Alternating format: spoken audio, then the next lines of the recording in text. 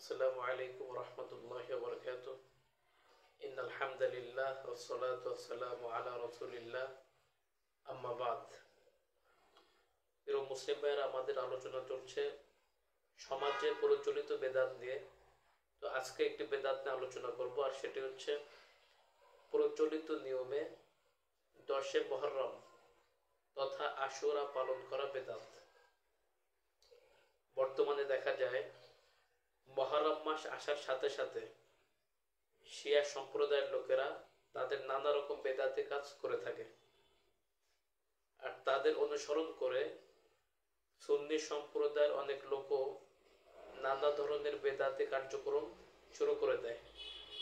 যেমন হুসাইন রাদিয়াল্লাহু তাআলা আনহুর মৃত্যুবার্ষিকী উপলক্ষে রোজা রাখা, মাতম বা শোক প্রকাশ করা, তাজিয়া মিছিল করা, আলোচনা সভার আয়োজন করা, বিভিন্ন ধরনের খাবারের আয়োজন করা, মুহররম মাস উপলক্ষে এসব আয়োজন করা অথবা অনুষ্ঠান করা ইত্যাদি কাজ করা নিতান্তই বেদাতি কর্মের অন্তর্ভুক্ত।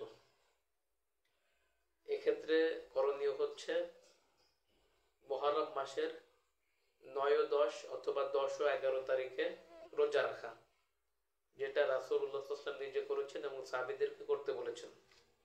এক্ষেত্রে হাদিসটা হচ্ছে সিয়ামু ইয়াউমি আশুরা আহতাসিবু আলাল্লাহি আইয়ুকাফিরাস সানাতাল্লাতী ক্বাবলাহ। আমি আল্লাহর নিকট আশা রাখি যে আশুরার রোজা বিগত 1 বছরের গুনাহের কাফারা হয়ে যাবে।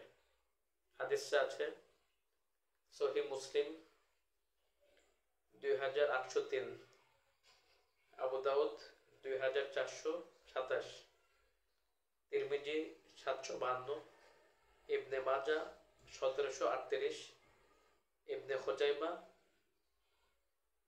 2087, ইবনে হিব্বান 3632, মিশকাত 2044, সহিহ তারগিব ও তাহরিব 1017। তো আল্লাহ তাআলা আমাদেরকে প্রচলিত নিয়মে আশুরা পালন করা থেকে বেঁচে থাকার তৌফিক এনায়েত করেন এবং শুধুমাত্র রোজা রাখার তৌফিক এনায়েত করেন। আর আশুরার দিবসে যত বেদাতি কার্যক্রম চলে এগুলো থেকে আমাদের মুসলিম জাতিকে আল্লাহ তাআলা হেফাজত করেন। আমিন ইয়া রাব্বাল আলামিন। আসসালামু আলাইকুম ওয়া রাহমাতুল্লাহি ওয়া বারাকাতুহু।